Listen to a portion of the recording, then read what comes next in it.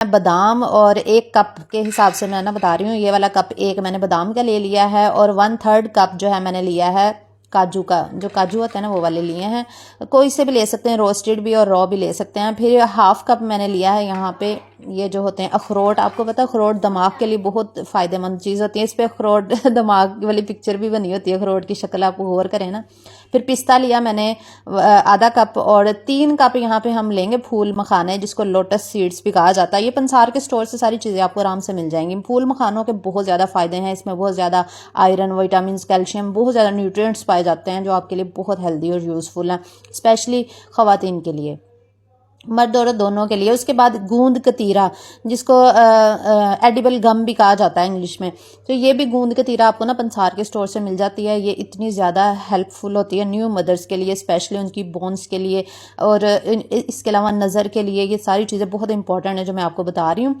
और अलसी भी आपको पता है कितनी फ़ायदेमंद है। अलसी के बीज मैंने यहाँ पे लिए हैं 3 टेबल स्पून, ये गर्म होती है इसलिए ज़्यादा नहीं ली। और 3 टेबल स्पून मैंने चारों मग्ज़ लिए है, जिसको मेलन सीड या खरबूजे के बीज भी कहा जाता है।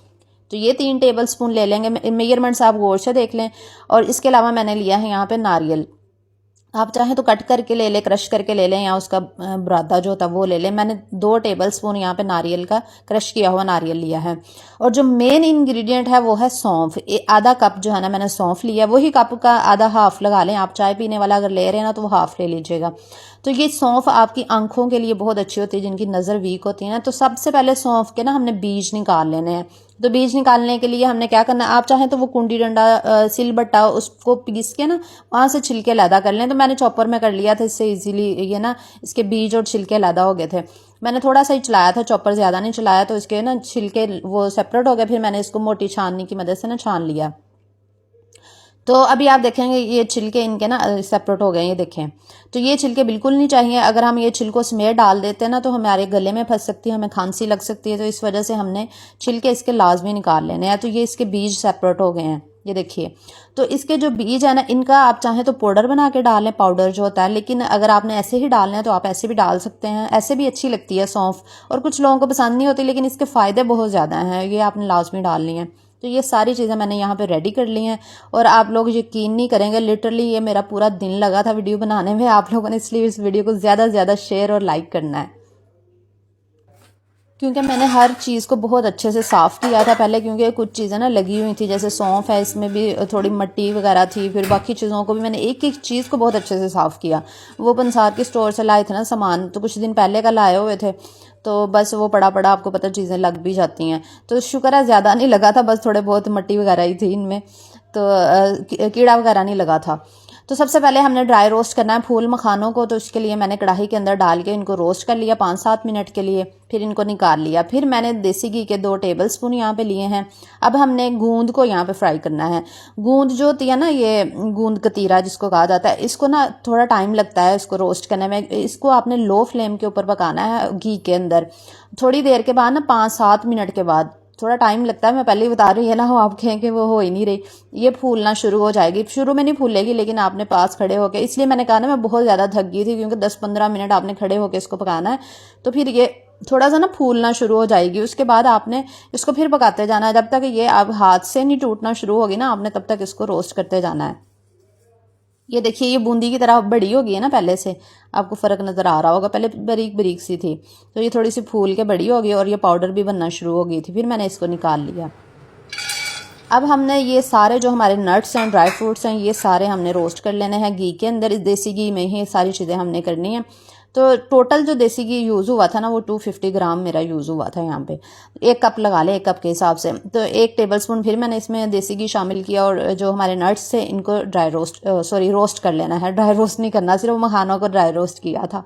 तो ये जो मैं पंजीरी बना रही हूँ ना, ये न्यू मदर्स के लिए बहुत अच्छी है, या दूध पिलाने वाली माएँ जो होती हैं उनके लिए, या जिनकी जो न्यू डिलीवरी हुई होती है ख़वातीन, उनकी कमर में दर्द, पेन में दर्द। और आपको पता है कि डिलीवरी के दौरान कितना ब्लड भी ज़ाया हो जाता है, जिसकी वजह से खून की कमी होने की वजह से ख़वातीन जो हैं वो चल फिर नहीं सकती, उनको इतनी दर्दें रहती हैं, काम शाम नहीं कर सकती। तो इस वजह से पंजीरी ये खाएंगे ना तो इंशाल्लाह आपको इतना ज़्यादा फ़ायदा होगा। आपने 2-3 मंथ इसको इस्तेमाल करना है।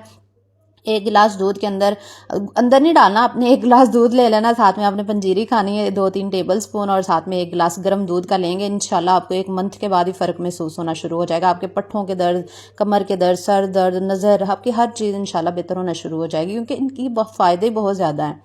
फिर मैंने इसमें डाले हैं रेजन्स, यानी कि वो जो होते हैं किशमिश जिसको कहते हैं किशमिश, और साथ में मैंने ये जो मेलन सीड्स थे ना, जिसको चारों मग्स कहा जाता है, किशमिश के साथ ही मैंने इनको डाल के फ्राई कर लिया। थोड़ा सा रोस्ट ही करना था तो मैंने कहा इकट्ठे ही कर लेती हूँ, क्योंकि हर चीज़ को ना आप अलग-अलग से भी रोस्ट कर सकते हैं। मैंने इकट्ठी इसलिए की कि टाइम बचाने के लिए, लेकिन आप सारी चीज़ों को अलग-अलग से भी करेंगे। इस तरह अगर अलग-अलग से करते ना तो पूरा दिन ही लग जाता। वैसे तो आधा दिन लग ही गया था इस वीडियो को बनाने में, लेकिन ये है कि अगर अलग-अलग मैं करती तो पूरा दिन ही लग जाता।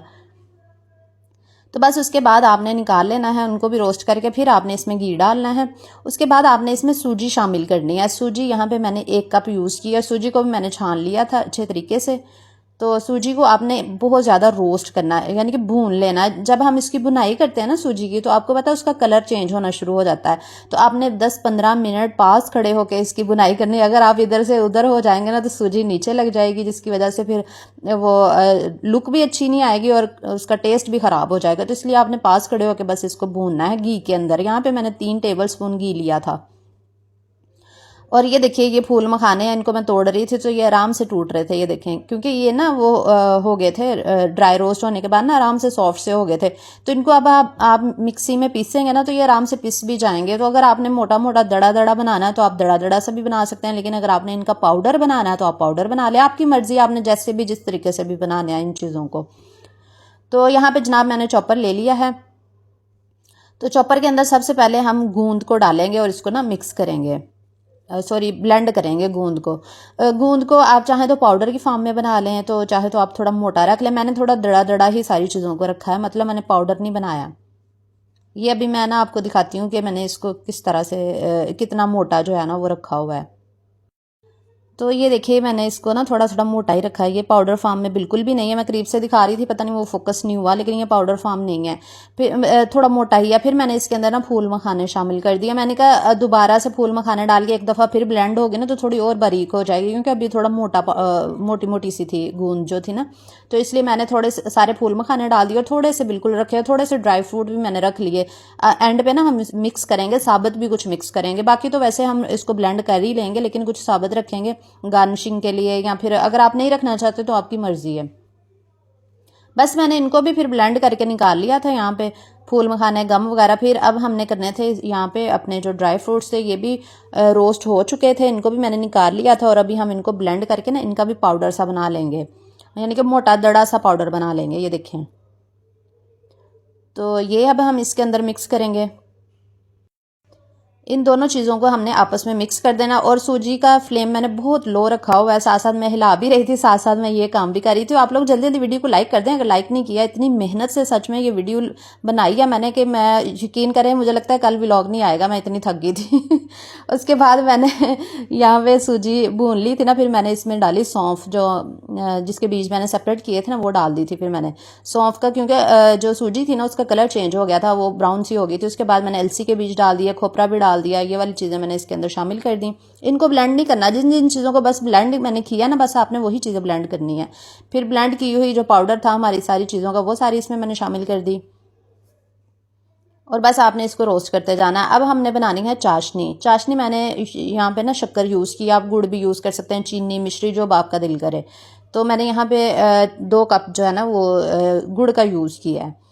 तो अगर आप ज़्यादा शुगर नहीं पसंद करते, चीनी, अगर आपको शीरा ज़्यादा लगता है तो मीठा कम खाना चाहते हैं तो आप 1 कप चीनी या शुगर ले सकते हैं। तो मैंने 2 कप यूज़ किया। इसको बस हमने ना पका लेना। और पानी मैंने 2-3 नहीं, आधा कप ही पानी डाला था। बहुत ज़्यादा शीरा आपका गाढ़ा नहीं होना चाहिए, बहुत पतला भी नहीं होना चाहिए। उसके बाद छान के आपने पंजीरी में शामिल कर देना है। बस आपने गरम गरम ही ये काम करना है, फिर ही ये अच्छे से इसकी ना मिक्सिंग होगी। तो एंड पे फिर आपने रेजन्स और वो जो आपके मेलन सीड्स थे वो रोस्ट किए हुए वो डाल देने हैं। फिर जो आपने रॉ रखा था ड्राई फ्रूट्स और फूल मखाने वो मैंने इसके अंदर शामिल कर दिए। देखा मैंने आपके साथ कितनी डिटेल के साथ वीडियो शेयर किया, तो इंशाल्लाह ये आपके लिए बहुत यूज़फुल होने वाली है। जब अबीहा पैदा हुई थी, आज से 5 साल पहले की बात है, तब भी मेरी भी वैसे तो अबीहा नॉर्मली पैदा हुई थी, लेकिन ये है कि मैं भी इतना थक जाती थी। 6 मंथ मुझसे कोई काम नहीं होता था, इवन के हांडी भी नहीं बना पाती थी। मेरी कमर में दर्द, जोड़ों में, सर में दर्द, मतलब काम नहीं होता था। इतनी वीकनेस आपको पता है डिलीवरी के बाद ख़वातीन को हो जाती है।